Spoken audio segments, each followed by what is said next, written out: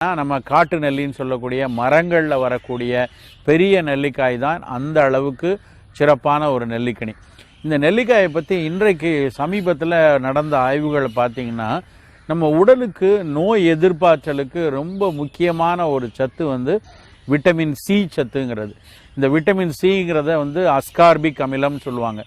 நம்ம உடம்பில் நோய் எதிர்ப்பாற்றலை கொடுத்து பூஞ்சைகள் வராமல் தடுப்பதற்கும், நுண்ணுயிர்கள் கிருமிகள்லாம் நம்மளை தொற்றி கொள்ளாமல் இருப்பதற்கும், நம்மளுடைய இம்யூனிட்டியில் செல் மீடியேட்டட் இம்யூனிட்டின்னு சொல்லுவாங்க. நிறைய வகைகள் இருக்குது. இப்போ சக்கரை நோய் வரக்கூடாது, இரத்த கொதிப்பு வரக்கூடாதுன்னா அதுக்கு வேறு விதமான நோய் எதிர்ப்பாற்றல். கிருமிகள் நம்மளை தாக்கிடாமல் இருக்கணும் அப்படின்னா அதுக்கு ஒரு விதமான நோய் எதிர்ப்பாற்றல். அந்த வகையான அந்த செல் மீடியேட்டட் இம்யூனிட்டியை உயர்த்துவதற்கு ரொம்ப அவசியமான ஒரு சத்து விட்டமின் சி. அந்த விட்டமின் சி சத்தை